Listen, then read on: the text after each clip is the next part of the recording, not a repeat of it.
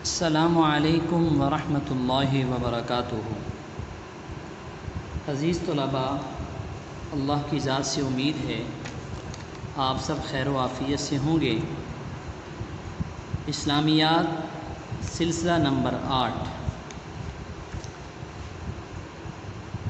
جماعت ہشتم کے لیے ہم پڑھ رہے تھے الایمان بالکتب السماویہ، یعنی آسمانی کتابوں پر ایمان لانا۔ عزیز طلباء، اس عنوان کے تحت آپ کو کچھ عملی کتاب میں کام دیا گیا تھا اور ایک لانگ کویسچن آپ نے نوٹ بک میں کرنا تھا۔ جو آپ کو ہوم ورک دیا گیا تھا، آپ کو ایک مرتبہ یہ نوٹ بک اور عملی کتاب دکھائی جا رہی ہے تاکہ آپ اپنے ہوم ورک پر نظر ثانی کر لیں کہ اس میں کچھ کمی تو نہیں ہے، کچھ غلطیاں تو نہیں ہیں، اگر ہیں تو آپ ان کی تصحیح کر لیں۔ عملی کتاب میں یہ آپ کا کام تھا الایمان بالکتب السماویہ، صفحہ نمبر 10 پر کچھ آپ نے خالی جگہ پر کرنی تھی، پھر کچھ آپ نے مختصر سوالات کے جوابات لکھنے تھے، سوال نمبر 1، سوال نمبر 2 اور سوال نمبر 3۔ اس کے علاوہ ایک لانگ کویسچن جو آپ نے نوٹ بک میں کرنا تھا وہ بھی آپ دیکھ لیں۔ نوٹ بک میں آپ نے سوال یہ کرنا تھا، تمام آسمانی کتابوں پر ایمان لانے کے ساتھ ساتھ ان میں تحریف کا یقین رکھنا بھی ضروری ہے، قرآن کریم کی روشنی میں بیان کیجیے۔ عزیز طلباء، اوپر ہجری تاریخ، درمیان میں صفحہ نمبر اور بائیں سائڈ پر آپ نے عیسوی تاریخ لکھنی تھی، اور مارجن لائن دائیں طرف 1 انچ کی ڈبل مارجن لائن اور بائیں طرف آدھے انچ کی سنگل مارجن لائن یہ آپ نے لگانی تھی، اور اس کے بعد اس سوال کا جواب آپ نے یہ لکھنا تھا۔ تو امید ہے آپ نے یہ کام اچھے انداز میں کر لیا ہوگا۔ یہ دیکھیں اگلے صفحے پر سابقہ کتب میں تحریف یہ سلسلہ چل رہا ہے اور یہ آپ کا کام مکمل ہو رہا ہے۔ اسی طرح عزیز طلباء، آپ نے شروع میں انڈیکس والا پیج اس کو بھی مکمل کرنا ہے، ساتھ ساتھ اس کو بھی دیکھتے رہنا ہے۔ اب ہم اگلا عنوان شروع کرتے ہیں۔ ہمارا آج کا عنوان کیا ہے؟ آج کا عنوان ہے ہمارا قرآن کریم۔ آسمانی کتب پر ایمان لانے کے بارے میں بات تفصیلاً چل رہی تھی، اور سب سے آخری کتاب جو ہے وہ قرآن مجید ہے۔ اس قرآن پر ایمان لانا بھی ضروری ہے۔ تو سب سے پہلے تو قرآن کریم کی تعریف کی گئی ہے جو آپ کتاب میں بھی پڑھیں گے، ہوا کلام اللہ تعالی المنزل علی الرسول المکتوب فی المصاحب المنقول الینا نقلا متواترا بلا شبہۃ، یعنی یہ اللہ کا کلام ہے اور رسول پاک صلی اللہ علیہ وسلم پر اتارا گیا ہے اور مصاحف میں لکھا گیا ہے، اور ہمارے پاس ایسے تواتر کے ساتھ آیا ہے کہ جس کے بارے میں کوئی شک و شبہ کرنے کی گنجائش نہیں ہے۔ اس کے بعد عزیز طلباء، قرآن پاک کا نزول کب ہوا؟ نبی پاک صلی اللہ علیہ وسلم غار حرا میں عبادت کے لیے تشریف لے جاتے تھے، وہاں جبرائیل علیہ الصلاۃ والسلام اللہ پاک کا پہلا پیغام لے کر حضور نبی کریم صلی اللہ علیہ وسلم کے پاس آئے۔ اس وقت آپ صلی اللہ علیہ وسلم کی عمر مبارک 40 سال تھی، اور سورۃ العلق کی پہلی 5 آیات جبرائیل علیہ الصلاۃ والسلام لے کر آئے۔ عزیز طلباء، اس کے بعد وقتاً فوقتاً قرآن کے نزول کا سلسلہ چلتا رہا، ضرورت کے مطابق قرآن آتا رہا۔ سب سے آخر میں قرآن پاک کی جو آیت آئی وہ سورۃ البقرہ کی آیت ہے، واتقوا یوما ترجعون فیہ الی اللہ ثم توفی کل نفس ما کسبت وہم لا یظلمون۔ اس کے بعد قرآن کریم حضور نبی کریم صلی اللہ علیہ وسلم کے زمانے سے ہی اس کو لکھنا شروع کر دیا گیا تھا۔ جو قرآن کی آیات نازل ہوتی ہیں، آپ صلی اللہ علیہ وسلم کاتبین وحی صحابہ کو، یعنی وہ صحابہ جو قرآن لکھنے پر مقرر تھے، ان کو آپ حکم فرماتے تو وہ مختلف چیزوں پر، درخت کی چھال پر یا چمڑے پر یا اسی طرح درخت کے پتوں پر یہ قرآن پاک کی آیات لکھ لی جاتی، اور نبی پاک صلی اللہ علیہ وسلم خود صحابہ کرام کو لکھوا دیتے تھے اور صحابہ کرام اس کو حفظ بھی کر لیتے تھے۔ آپ صلی اللہ علیہ وسلم کے دنیا سے پردہ فرمانے کے بعد اس قرآن کو ایک کتابی شکل میں لکھا گیا، اور یہ سیدنا ابوبکر صدیق رضی اللہ تعالیٰ عنہ کے زمانے میں کام ہوا، کیونکہ حضرت ابوبکر صدیق کے زمانے میں ایک جنگ ہوئی تھی مسیلمہ کذاب کے ساتھ، جس جنگ کے اندر تقریباً 700 حفاظ صحابہ کرام شہید ہو گئے۔ حضرت عمر رضی اللہ تعالیٰ عنہ نے ابوبکر صدیق رضی اللہ تعالیٰ عنہ کو مشورہ دیا کہ اگر اسی طرح حفاظ شہید ہوتے رہے تو خطرہ ہے اس بات کا کہ قرآن پاک کہیں ضائع نہ ہو جائے، اس لیے اس کو ایک کتابی شکل میں لکھا گیا، اور یہ ڈیوٹی لگی حضرت زید بن ثابت رضی اللہ تعالیٰ عنہ کی، جو کاتبین وحی صحابہ کے اندر اعلیٰ درجے کے تھے، اور پھر وہ لکھنے کے اندر بڑی احتیاط کرتے تھے، صرف وہی آیات لیتے جو نبی پاک صلی اللہ علیہ وسلم کے زمانے کی لکھی ہوتی تھی، پھر اس پر گواہی بھی طلب کرتے تھے، اور پھر ان آیات کا حفاظ کے ساتھ سینے کے ساتھ اس کا تقابل بھی کرواتے، کیا آیا اسی طرح جو حافظ ہیں ان کو بھی یاد ہیں جیسے لکھی ہوئی آئی ہیں۔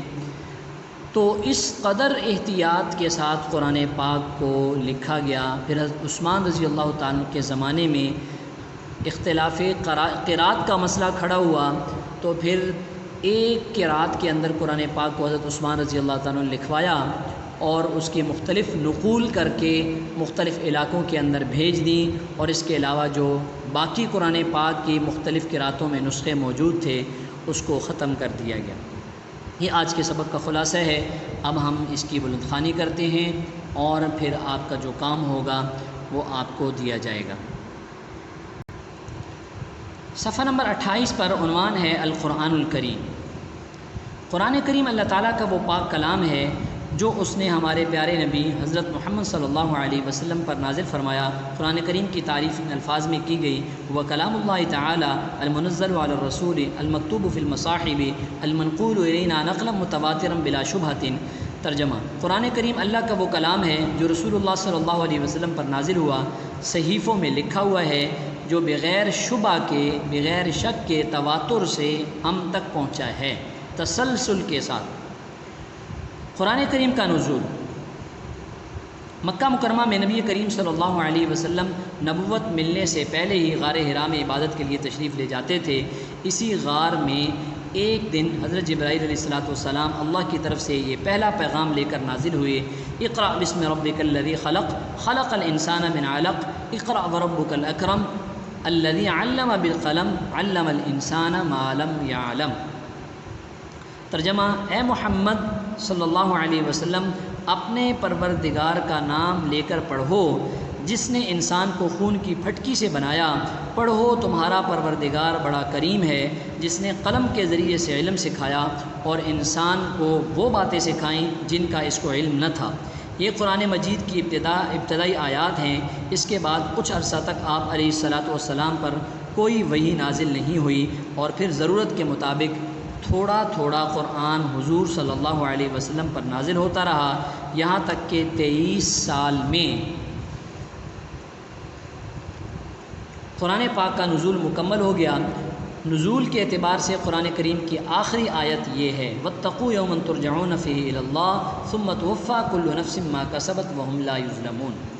ترجمہ: اور اس دن سے ڈرو جب کہ تم خدا کے حضور میں لوٹ کر جاؤ گے، اور ہر شخص اپنے اعمال کا پورا پورا بدلہ پائے گا، اور کسی کو کچھ نقصان نہ ہوگا۔ قرآن کریم کی تدوین، یعنی قرآن کریم کو لکھنا۔ تدوین: جب وحی نازل ہوتی تھی تو صحابہ کرام آپ علیہ السلام کے ارشاد کے مطابق اس کو لکھ لیا کرتے تھے۔ جو صحابہ اکثر وحی لکھا کرتے تھے ان میں حضرت علی رضی اللہ تعالیٰ عنہ، حضرت عثمان رضی اللہ تعالیٰ عنہ، حضرت زید بن ثابت رضی اللہ تعالیٰ عنہ، حضرت ابی بن کعب رضی اللہ تعالیٰ عنہ، حضرت عبداللہ بن مسعود رضی اللہ تعالیٰ عنہ زیادہ مشہور ہیں، یعنی اس کے علاوہ اور بھی تھے لیکن ان میں یہ زیادہ مشہور تھے۔ آپ صلی اللہ علیہ وسلم کے زمانے میں قرآن مجید کو کتابی شکل میں جمع نہیں کیا گیا، البتہ صحابہ کی ایک بڑی جماعت تھی جنہوں نے آپ صلی اللہ علیہ وسلم کے زمانے ہی میں قرآن حفظ کر لیا تھا، اور متفرق طور پر درخت کی چھالوں مختلف صحیفوں میں قرآن لکھا ہوا بھی موجود تھا، یہاں تک کہ حضرت صلی اللہ علیہ وسلم کا وصال ہو گیا۔ حضرت ابوبکر صدیق رضی اللہ تعالیٰ عنہ کے دور خلافت میں پورا قرآن ایک مصحف میں جمع کیا گیا جو مختلف صحابہ کے پاس متفرق لکھا ہوا تھا۔ پھر حضرت عثمان رضی اللہ تعالیٰ عنہ کے دور خلافت میں اختلافی قرات کی وجہ سے قرآن کریم کا ایک نسخہ تیار کیا گیا اور بقیہ تمام نسخوں کو ضائع کر دیا گیا، تاکہ امت کے عام اجمی غیر عربی لوگوں کو کہا جاتا ہے، اجمی لوگ جو قرات کی باریکیوں سے ناواقف تھے فتنہ میں نہ پڑ جائیں۔ چنانچہ عثمان رضی اللہ تعالیٰ عنہ نے ایک نسخہ تیار کرانے کے بعد اسی جیسے بہت سے نسخے تیار کرا کے مختلف ممالک میں بھیجے۔ آج بھی حضرت عثمان کا تیار کردہ مصحف عثمانی ہی ساری دنیا میں رائج ہے۔ یہ کہنا کہ قرآن کریم حضور صلی اللہ علیہ وسلم کے بعد لکھا گیا بالکل غلط ہے، جیسا کہ آپ نے مندرجہ بالا سطور میں پڑھا کہ حضور صلی اللہ علیہ وسلم کے دور ہی میں تمام قرآن حضور صلی اللہ علیہ وسلم کی ہدایت کے مطابق لکھا جا چکا تھا۔ بس بات اتنی ہے کہ اس وقت کتابی شکل میں نہیں تھا، لیکن صحابہ کرام رضی اللہ عنہم کی کثیر تعداد نے قرآن کریم کو حفظ کر لیا تھا۔ حضرت ابوبکر صدیق رضی اللہ تعالیٰ عنہ کے دور خلافت میں مسیلمہ کذاب سے جنگ کے دوران حفاظ صحابہ کی ایک جماعت شہید ہو گئی، تو حضرت عمر رضی اللہ تعالیٰ عنہ نے حضرت ابوبکر صدیق رضی اللہ تعالیٰ عنہ کو یہ مشورہ دیا کہ قرآن کو کتابی شکل میں جمع کر لیا جائے، کہ اگر اسی طرح حفاظ صحابہ شہید ہوتے رہے تو قرآن کا بہت سا حصہ ضائع ہونے کا اندیشہ ہے۔ کافی غور و خوض اور صلاح مشورہ کے بعد اس انتہائی اہم کام کے لیے حضرت زید بن ثابت رضی اللہ تعالیٰ عنہ کو یہ ذمہ داری سونپی گئی۔ حضرت زید بن ثابت رضی اللہ تعالیٰ عنہ کو کہ کاتب وحی تھے، مگر قرآن کو جمع کرنے میں احتیاط کا عالم یہ تھا کہ کوئی آیت بغیر لکھی ہوئی نہیں لیتے تھے جو حضور اقدس صلی اللہ علیہ وسلم کے زمانے کی لکھی ہوئی تھیں، انہی سے جمع کرتے تھے اور حفاظ کے سینوں سے ان کا مقابلہ کرتے تھے، اور اس لکھی ہوئی پر گواہ بھی طلب کر لیا کرتے تھے۔ ابی بن کعب رضی اللہ تعالیٰ عنہ، جن کو خود حضور صلی اللہ علیہ وسلم نے قرآن پاک کا سب سے زیادہ ماہر بتایا تھا، ان کی اعانت کرتے تھے، لہٰذا قرآن کریم میں کسی قسم کی غلطی تو دور کی بات ہے، آیتوں میں تقدیم و تاخیر کا شائبہ تک نہیں آ سکتا۔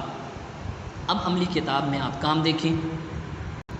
عملی کتاب میں آج آپ کا کام یہ خالی جگہ پر کرنے والا نمبر 6 سے، یعنی حضور اکرم صلی اللہ علیہ وسلم پر پہلی وحی غار ڈیش میں نازل ہوئی، یہاں کیا آئے گا؟ غار حرا۔ اسی طرح آپ آگے اس کو مکمل کریں گے اور یہ 10 نمبر تک قرآن کریم کی حفاظت کی ذمہ داری ڈیش نے لی، اللہ نے لی۔ اسی طرح آپ آگے مختصر سوالات بھی کریں گے، اور مختصر سوالات کے اندر وہ کون سے صحابی ہیں جن کو حضور صلی اللہ علیہ وسلم نے قرآن کا سب سے زیادہ ماہر بتلایا؟ حضرت ابی بن کعب رضی اللہ تعالیٰ عنہ۔ اسی طرح قرآن کریم کو کتابی شکل میں جمع کرنے کا مشورہ کس صحابی نے دیا تھا؟ حضرت عمر رضی اللہ تعالیٰ عنہ۔ اور یہاں قرآن مجید کی آپ عربی میں تعریف اور ترجمہ لکھیں گے۔ یہ آج آپ کا کام ہے، اس کو آپ نے یاد بھی کرنا ہے۔ اللہ آپ کا حامی و ناصر ہو۔ السلام علیکم ورحمۃ اللہ وبرکاتہ۔